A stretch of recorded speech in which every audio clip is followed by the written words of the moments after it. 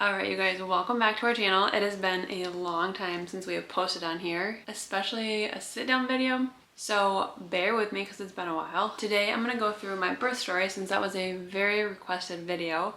It was not something I was going to do originally, but a lot of you guys were curious, so here we are. I'm going to try to get as much as I can into it, and both girls are sleeping right now, so I'm going to try to get through this whole video while they're sleeping. But I'm sure one or both of them will wake up, so we'll see how this goes. So yeah, here we go. So as most of you could have guessed, Sadie was not planned. She was quite the shock. It took us a while to accept it. Just with everything that had happened with the fire, we really didn't take care of Brindley on our own until probably 3 or 4 months. So it felt like we had just gotten into a rhythm with Brindley, and yeah, it was just hard to accept the fact that that was going to be over soon with just the 3 of us. So because she is so close to Brindley, I had to do another C-section, and it wasn't because of the fire or the emergency C-section I had. It was just because of how close the pregnancies were. And because they were so close, I had a better chance of my uterus rupturing if I were to try to deliver her vaginally. Part of me wanted to do that just because I was robbed of so many firsts the first time with Brindley. So part of me wanted to do that, part of me didn't, because not one part of that sounds fun, or I don't know if enjoyable is the right word. So going back and forth with my OB, we decided to do a C-section again just to make sure that there was no chance of anything going wrong this time. So because I was doing a C-section, we had it scheduled super early on, which was kind of a weird concept because probably 2 or 3 months in, we already knew the date and the time. Yeah, we knew everything about when Sadie was coming, which is such a weird concept because normally you're just waiting for your water to break, or yeah, it's just totally an unknown. So that part of it was so crazy because we were just waiting and waiting and waiting and anticipating because we did know when she was coming, which we said from the whole time was kind of a blessing and a curse because I think we had so much more anticipation for that specific date, knowing when she was coming. So throughout my whole pregnancy, a lot of you guys have wondered about my burns or if this C-section will affect them, or my stomach stretching. My stomach stretching didn't affect the skin grafts on the area or really anything to do with that. I can try to insert some pictures here to show you kind of what they looked like at the end. I was going to post them, and then for whatever reason I was just overthinking and didn't end up posting them. So I'll add them here. But a lot of the scars just all over my body are still raised. I don't know if you can see there. So a lot of them are raised. The ones on my stomach that are raised towards the end got really, really bumpy and super itchy. Towards the end, I couldn't sleep with pants on. Like, I sleep with super soft shorts, and even those just irritated my stomach so bad. Towards the end, I just got really nervous. I was like, is this how it's going to be from now on? Is it just going to be even more raised? It got darker, and I didn't know if that was because of pregnancy or just the healing process of the scars. But after I had her, they did go back down to where they were. They're not flat by any means. I will still need my compression garments and maybe laser surgery to help with that, but that'll be another video. If you guys want to see more about that, let me know. So yes, going back to the day of, it was just so crazy because the morning of, we woke up, we knew we were gonna have a baby. We kind of finished packing. My parents were staying here, so we just finished cleaning up the house. I showered. It was just such a weird feeling. It was like casual, but we were also so nervous just knowing we were gonna wake up, have a baby that day, and just all of the emotions were all over the place. It was also so hard leaving the house and leaving Brindley, knowing that that was gonna be our last time as a family of 3. Those were a lot of hard feelings as well that I don't think either of us really anticipated, but I'm sure a lot of you guys can relate to that too if you have more than just one kid. So that was another hard thing. And once we left, we didn't do a test drive through, because we had obviously been to the hospital many times, and we didn't know where to park, so we were a little late. Go figure, we're always late.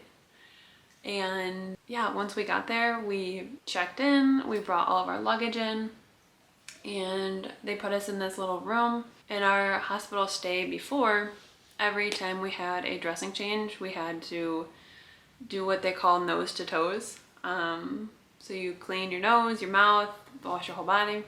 So I had to do that before, which was kind of funny because it was just a process we were so familiar with. So we had to do that, and then they hooked me up to monitors so they could watch Sadie, and then it was just kind of a waiting game for when it was my turn. They did have an emergency C-section happen right before me, so our time got pushed a little bit, which was so anxious just sitting there waiting. So when we first walked in, we walked past a couple nurses, and one of them was like, "Oh my word, I know you guys." And if you're watching this, you were amazing. So she was just like, "Oh my word, you guys are TikTok famous, I know you." And neither of us really feel like we're influencers. I definitely love what I do, but I don't feel like one. Maybe you guys see me as that. I don't know if anybody who is an influencer feels like one. I don't know, it's kind of a weird concept to me. So she ended up being our nurse, and she was just amazing. Travis and I were both just super nervous for so many reasons.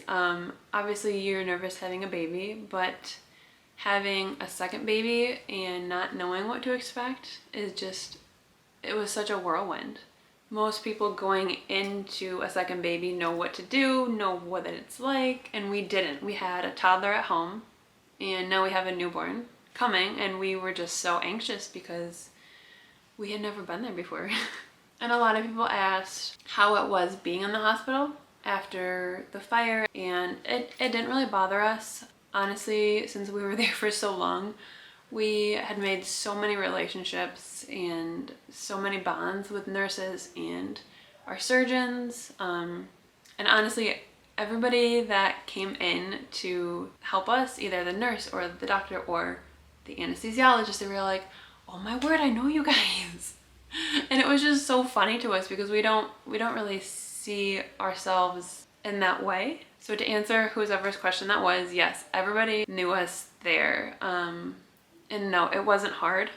In a weird way, we kind of like going there just because of all the relationships that we had built. So the nurse that walked past us, who recognized us, she was actually the one that took care of us, and she helped Travis and I tremendously because we were so nervous. And I obviously especially was nervous. I do not do blood or cuts or anything like that.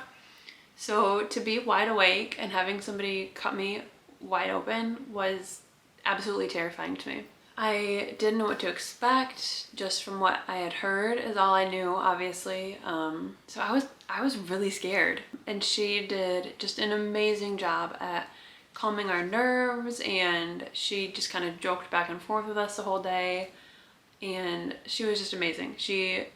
We joked a lot about having margaritas after. Since they were so close together, and with my hospital stay, I really didn't have a drink in like 2 years. So I kept telling her, I'm ready for a margarita. It has been way too long. So once the time finally came, they took me back. I walked back to the room, which again it was just so surreal. Obviously I don't know what a regular delivery is like, but like the atmosphere was so calm. So we just walked back, and the room was freezing. And one of the hard parts is that Travis couldn't come with me.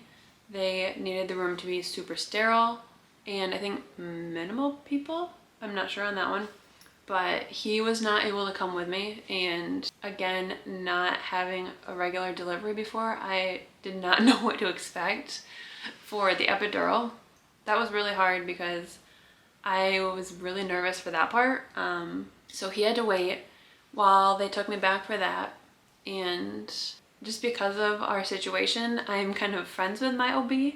So it was just so fun to see her, and again, she made it so much more calming and calm my nerves. So I sat on the end of the table. They did the epidural, not near as bad as I was expecting.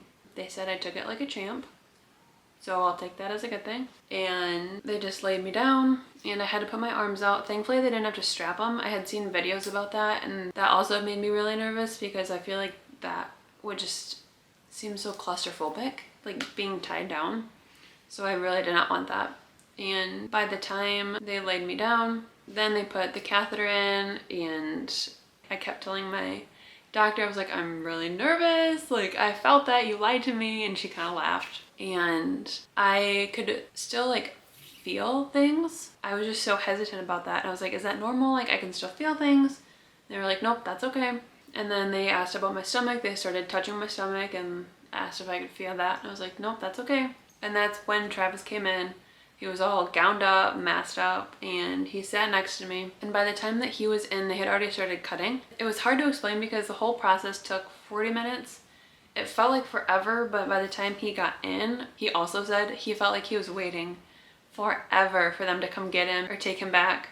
And so they started cutting, and I didn't feel it. Obviously didn't feel any pain. The pressure and the pulling is what people had explained that I would feel. And I didn't really anticipate how much pulling and pressure you feel. It was a lot. It felt like they were just like pulling so hard on my stomach, which I'm sure they were. I mean, they had to get a child out. So the pulling and the pressure was not my favorite.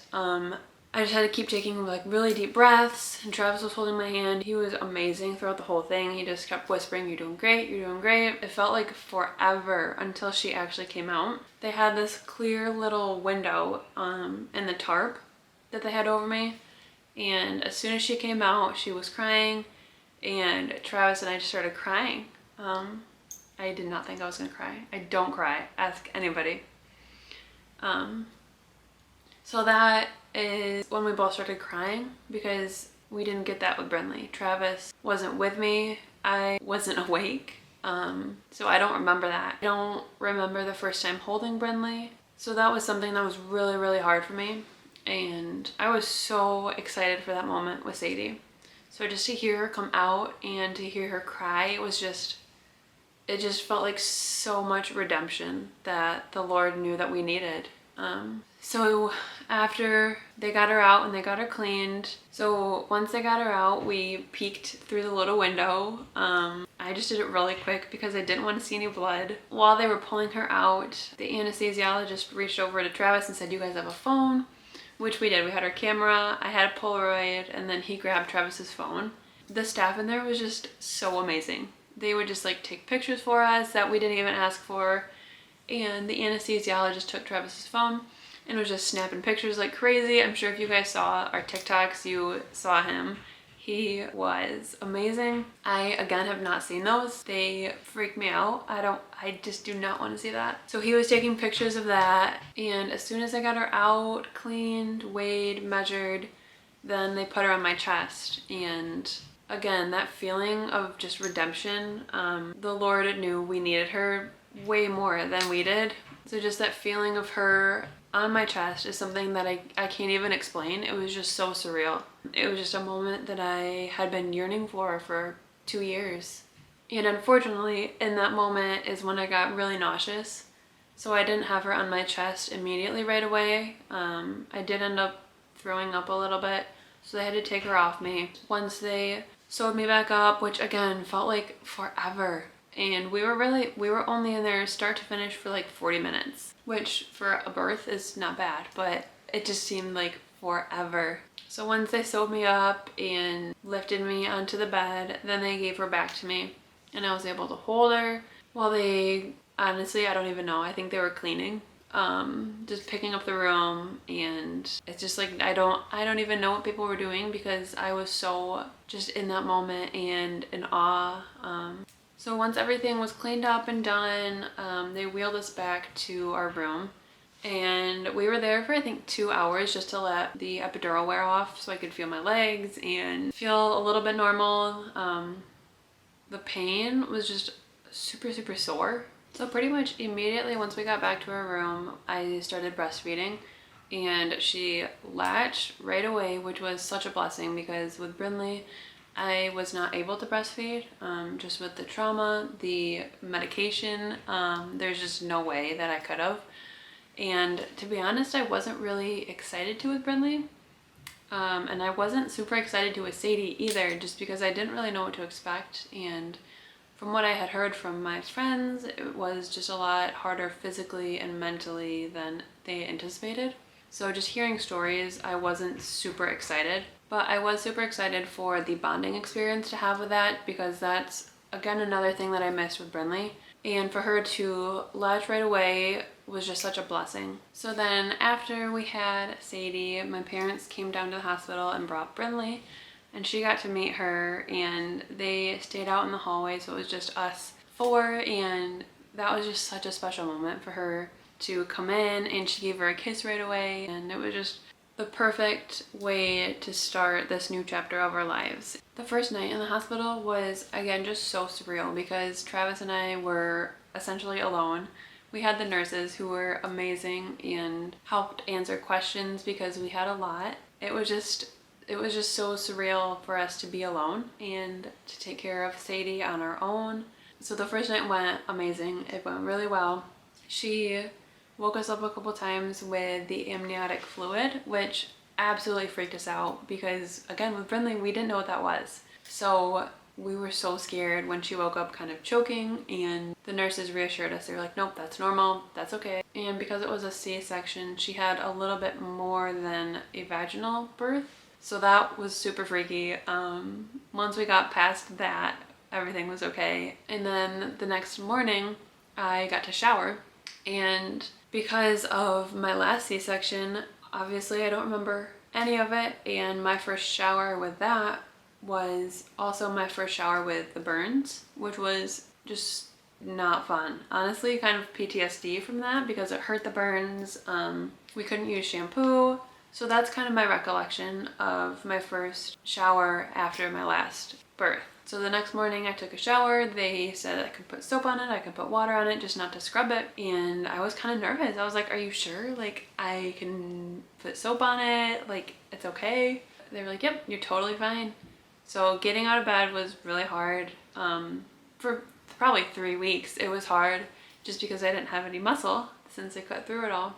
So getting out of bed was hard. The shower was hard. Travis was just the biggest blessing throughout this whole process. He helped me do whatever I needed, which was a lot. So he helped me shower, and he had to kind of help me stand up too because I couldn't really hold myself up. So that was just a huge blessing, and obviously felt amazing showering after I had her and getting all this stuff off because I put this like orange stuff all over my stomach. And then we were there for 2 nights. So then the next morning we got to leave, and again, I just keep using the word surreal, but to be able to leave the hospital 2 days and we walked out as a family was just an experience that I can't even describe.